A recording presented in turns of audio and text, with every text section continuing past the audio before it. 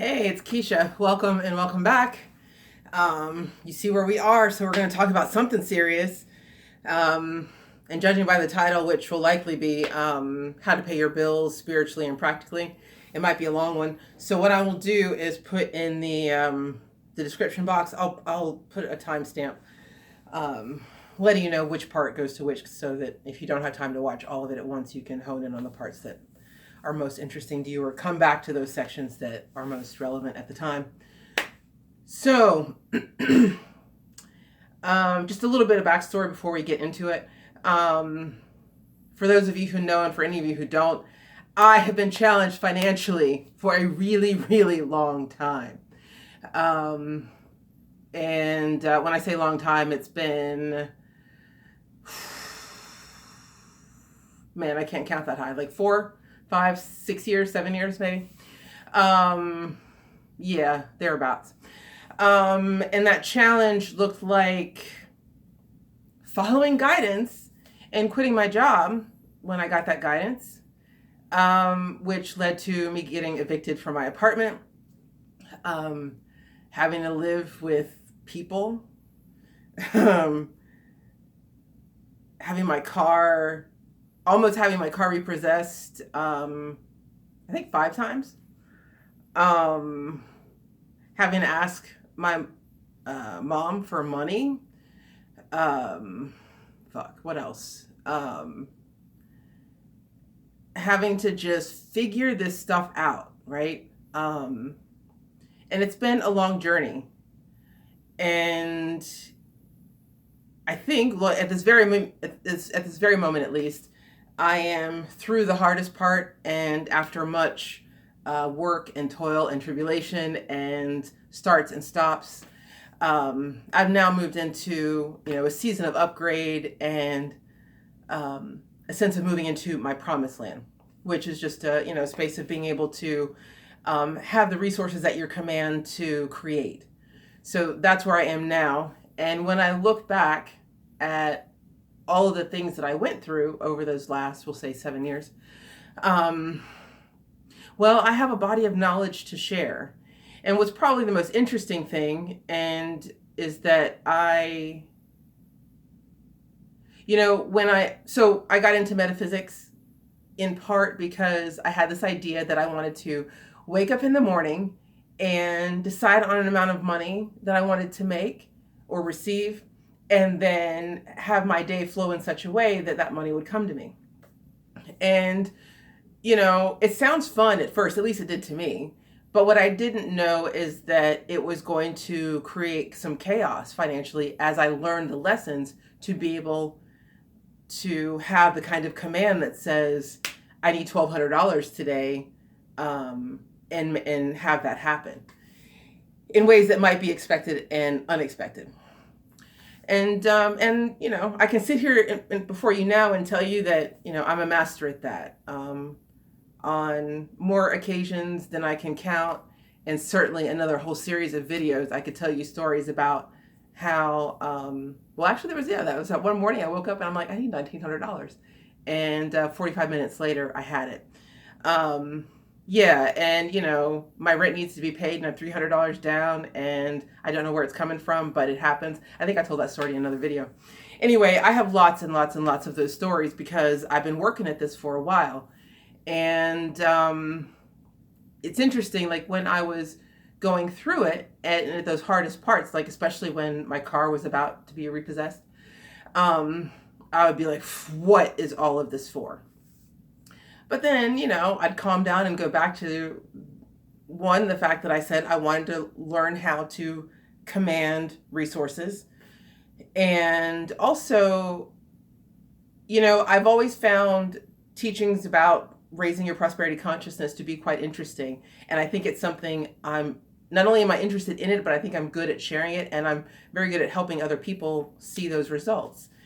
And so I'd always go back to, if I want to stand on a bigger stage and teach a greater number of people about how to meet their financial challenges and overcome them and truly live the life of their choosing and all of that, then quote unquote, it makes sense that I would experience some hardship in order to learn those lessons and be able to speak about this topic from a place of authority and authenticity, because I do know what it's like to miss your rent, but I also know what it is to employ these methods and make it. And so that's what I want to talk to you about today: how to get your bills, how to pay your bills, both spiritually and practically. The spiritual part is in the mind. That's where it's going to start. And the practical part is the actions that you take. So when we first think about paying your bills spiritually, there are lots of little tips and lessons that I want to share. But I really want to start with this idea of debt, because we're going to start from, in the negative, right? Not even at zero. Something that's important to know energetically about debt is that it is a contract between you and another where they believe in your ability to pay. And at the time that you signed on to that debt, you had a belief in yourself that you would be able to repay it. So knowing from both sides that there is an expectation that you will be able to pay this bill, that's something you're going to have to sink into your mind. And when I say mind, it's also in your heart. And I've said this before, and I will say this always: a journey of 1,000 miles begins with a single step, but that journey is 18 inches from your head to your heart. And so when you get a bill and your first thought is, another one, this much, when? To instead recognize that, wait a minute, this is coming to me because both parties believe that I have the ability to pay it. And because I am a child of a gracious and loving Father, a benevolent and kind universe, I'm going to trust that there's going to be a way for me to do it. I just need to be shown how. So taking the sting out of that initial shock is probably the first step. Don't panic, right? Don't get upset. Or at least learn how to take that moment of being upset and be like, wait a minute, we've contracted together. We both believe that I'm capable of repaying this debt, and so I will endeavor to do that. That one takes a while to get to, but the sooner you do, things do become easier because you're not thrown off by the happenstances of your world. When things happen, it's like, okay, here's an opportunity for me to demonstrate this trust that was placed in me and that I had in myself. And, if you're being challenged, you might as well be up for it, right? So taking a more positive outlook on those bills as they're coming in is going to make it easier for you to meet those challenges than if you were to be upset about them and complain about them and begrudge them. That said, when you do get to paying your bills, that is not the time to sit down and be pissed that you have to write out all this money. The act of paying bills has to come from, when you're trying to demonstrate, again and again and overcome these challenges, paying your bills has to come from an act of love. It has to come from an act of appreciation and gratitude. Gratitude that you had the electricity that let you not sit in your house without light or without heat or air conditioning. Gratitude that you had clean water. Gratitude that you had a roof over your head. Gratitude that you had, a car to get you from A to B and the money to put gas in and make repairs, right? Gratitude for, cable or, internet service and any of that, like your phone bill. Gratitude that you were able to make use of those services and that you will have them for the next month in order to move you forward. So paying bills in an air of gratitude, saying thank you with each purchase, right? Saying thank you with each purchase, I think is that was a really cool one for me to work with. And then as I got to, you have to inject a bit of play into this, right? Because the situation probably has you very beaten down and depressed, and where you can find lightness and levity, I think also makes it easier. If you think about the tightness that's involved, if you're clenching your fist, nothing is going to come to you in that clenched posture. It's only when you relax and open that you're going to be in a space to receive. And so paying bills in joy and gratitude that, oh my God, I just got to buy groceries to feed myself for the next week or for the day. Gratitude that you get to put gas in your car because it's going to keep you moving. Like, being grateful about that purchase is one of the best steps that you can take in order to, in strengthening that muscle and learning how to overcome your financial challenges. The next step in that level of play is to have an affirmation that, oh my gosh, I can't wait to see how 10 times this amount comes to me. So when you're paying $45 for a tank of gas and you're thinking about, whoo, 4,500, I'm gonna, what would it be like to have 10 times that amount come to me? Now you're excited about, and you're thinking about, I have $450 that I'm gonna spend, right? And you let your mind play and explore the idea of, okay, if I had $450, what would I do with it? How would I spend that money, right? Because your mind does not recognize the difference between what has actually happened versus what you have thought about happening. And so as long as you have the same feeling for both, your mind can begin to process them as both realities being real. And so the reality of, okay, you had $45 to pay for your gas, and also your mind can begin to accept the reality that, hey, I've got $450 coming to me.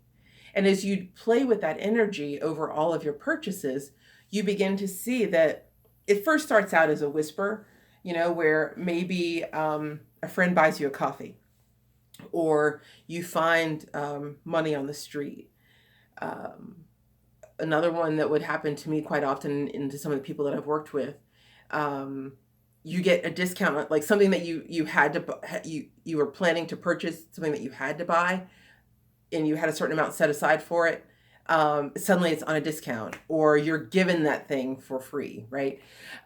So those are going to be your signs that it's working and that greater is coming to you. And as you can begin to be in gratitude for those positive experiences of manifestation, that begins to open you to receive greater.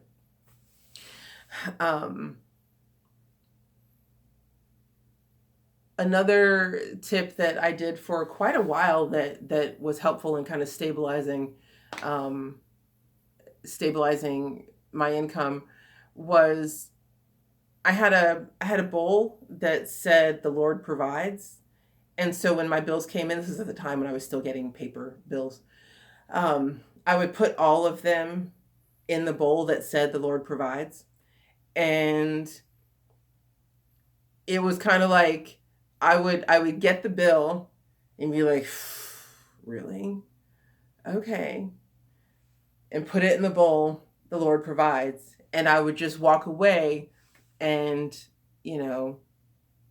take a breath, and let that be my first reaction, and live in that space for a day or two, as I gathered my wits about me to try to figure out how I was going to meet this need. And what's interesting, like, I mentioned, having my car nearly repossessed a few times.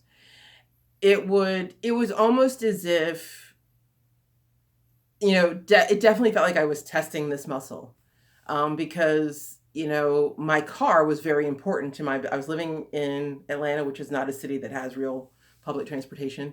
And my car was going to be my car and my phone were my only ways to really make money, or my car, my phone, and my computer. And so not having a car was not going to be an option. And so when I would get to approaching day 60, there would be a certain tightness, but I would just have to meditate and force myself to relax and think about the fact that before we got to a conversation of repossession, I was making those car payments. And, I had been making them for a while. There is no logical reason why this shouldn't continue.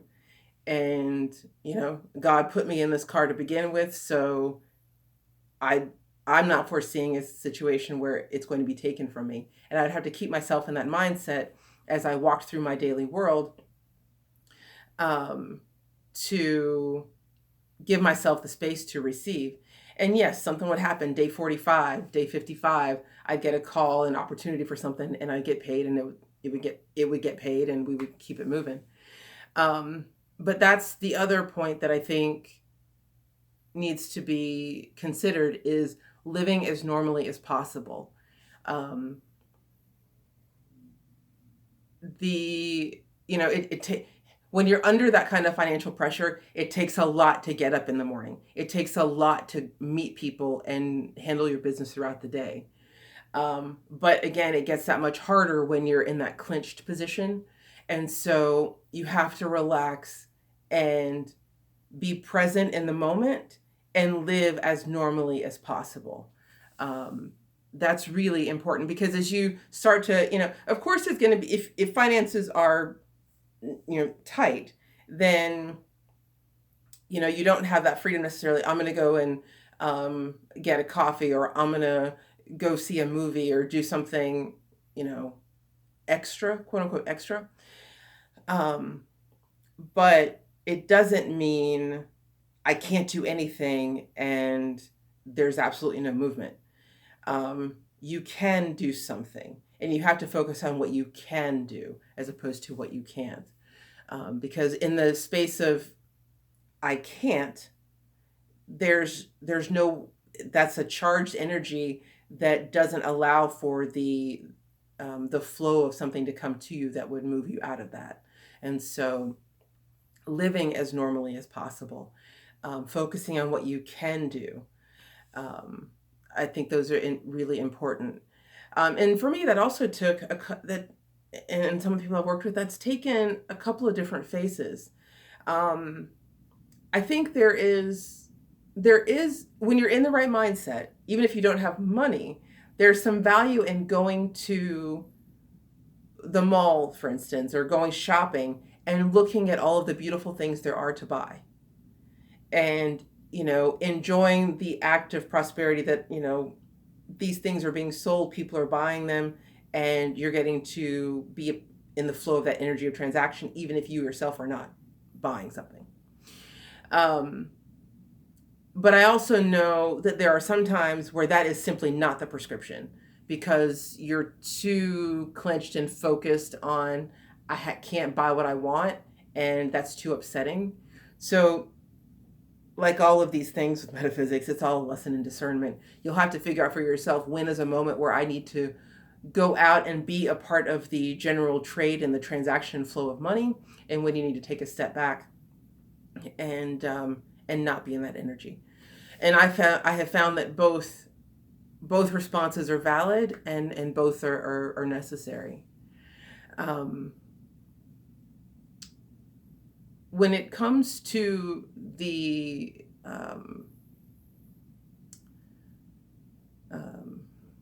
so there was a thought that I just had that it slipped away for a moment.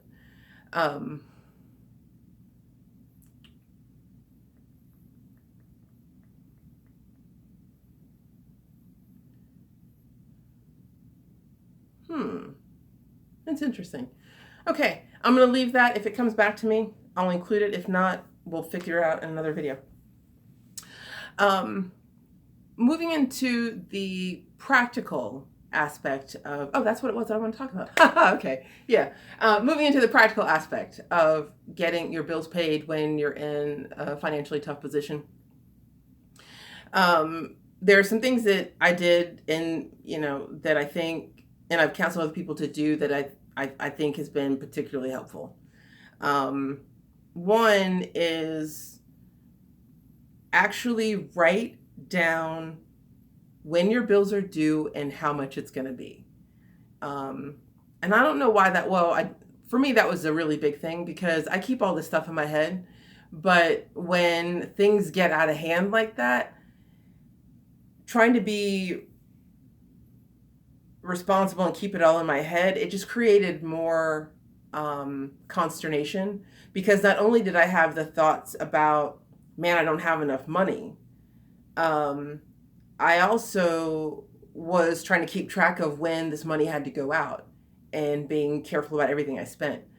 But I found that when I finally just wrote everything down, that in itself was a release, because I could actually see it on paper. And I was like, oh, okay, this is what I have due and when.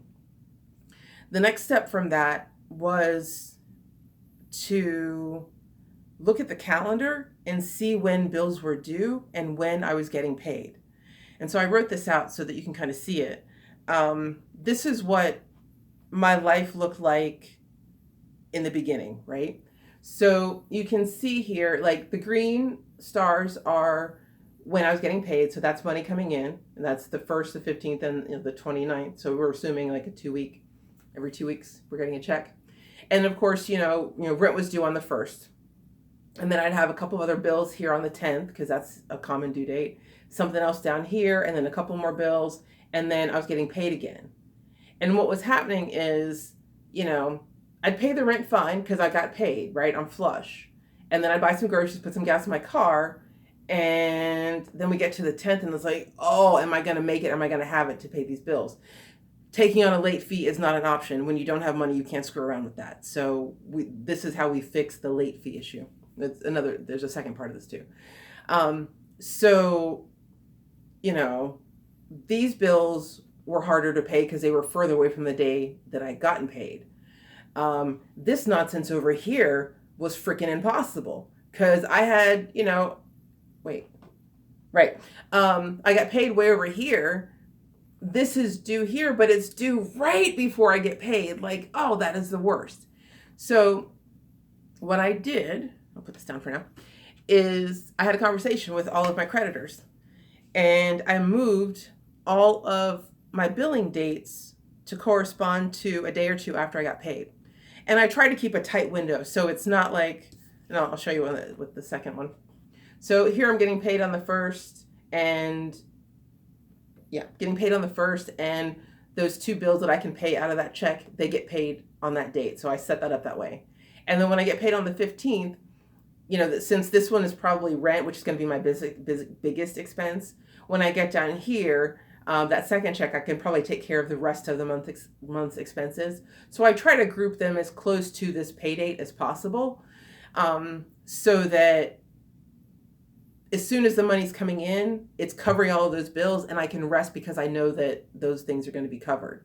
Having it stretch out into these dates just makes it harder, because you've paid maybe a couple of these, and then you've got a couple of stragglers, and just, you don't get to relax into, all of these things are paid, because you're still holding space for the ones that are upcoming.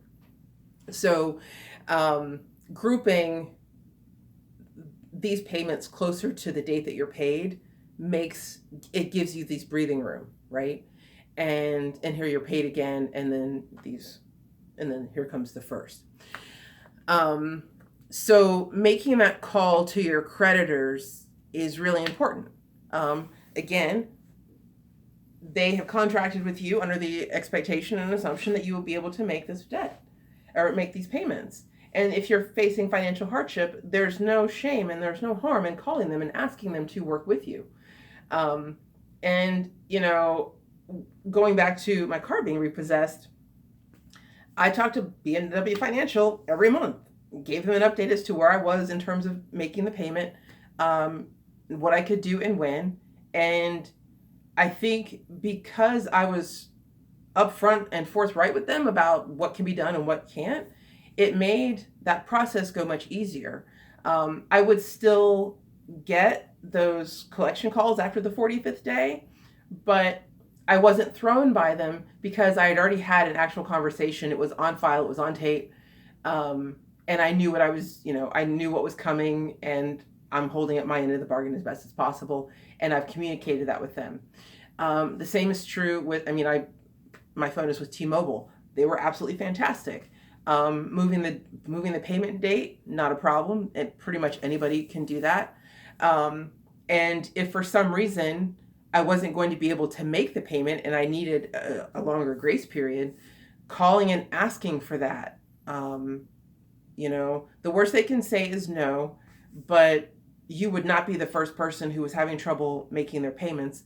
They would rather you pay it than it go to collections where they're going to lose money. And so they are incentivized to work with you. And I think sometimes when people get into financial straits like that, they want to pull the covers over and kind of avoid the situation, but that's not a practical way to meet these obligations, because you're going to have to meet them, right? Better to be in conversation and right relationship with your creditors than avoid them. It also takes a lot of mental effort to avoid the situation, effort that you really need to be spending on getting yourself out of it. And so making those calls and asking for that grace makes it easier to, one, meet your obligations. And it's also a sense of relief that you're working with somebody as opposed to, you're working with the company as opposed to trying to run from them. I'm trying to think if there's anything else. Oh, okay. So when things start to stabilize, and they will, because they will,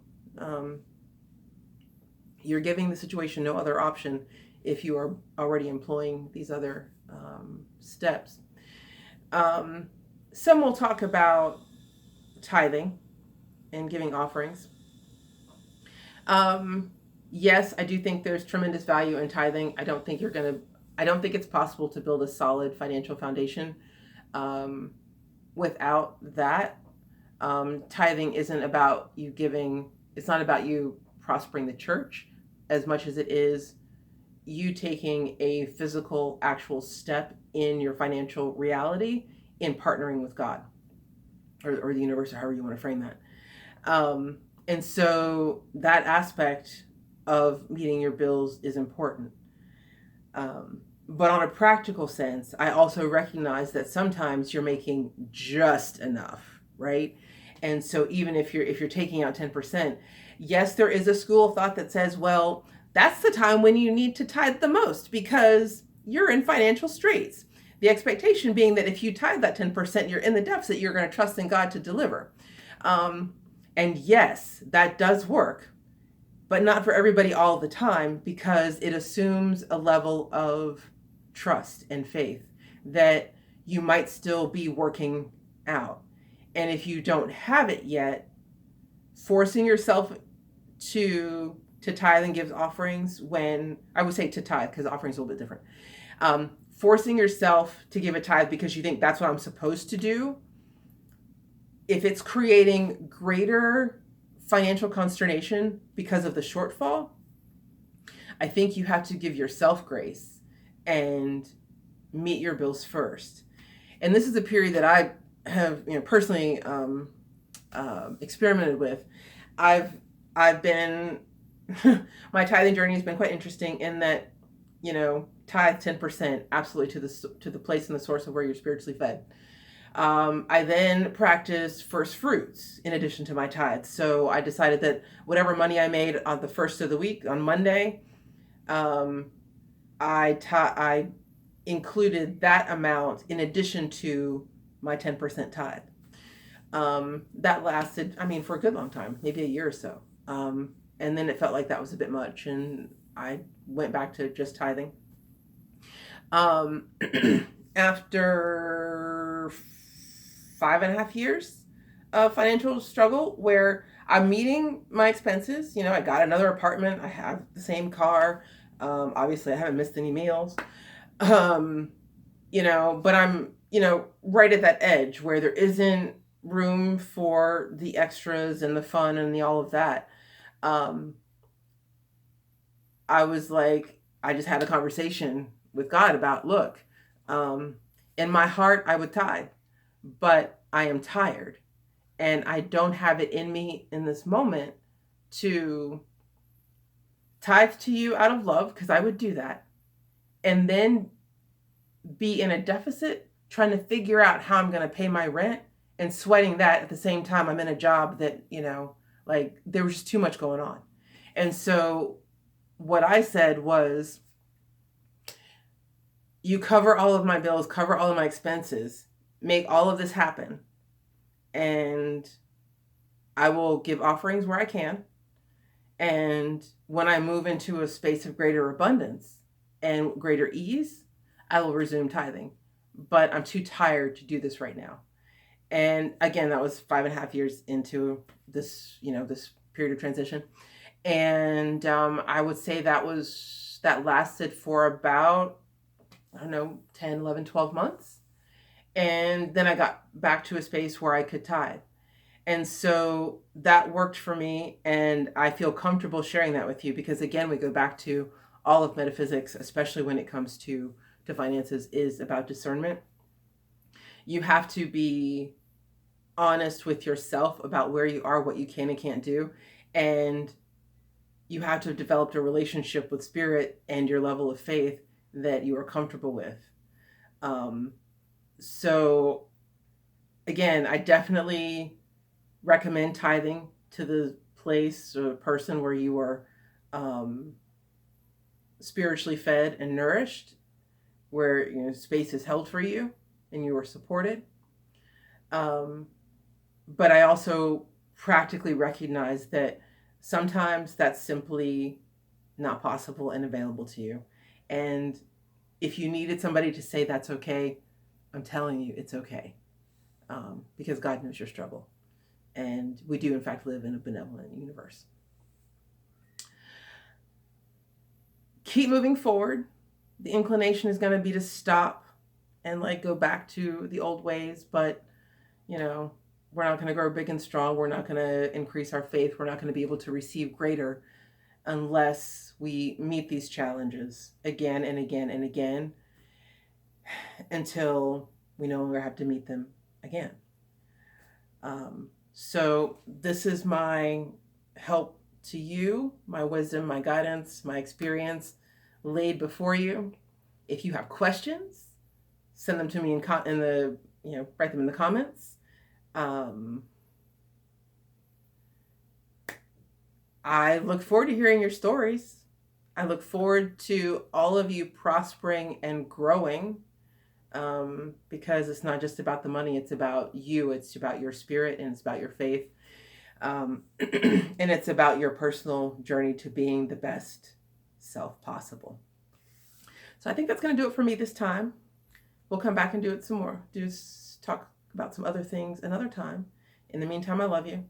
Take care. Bye.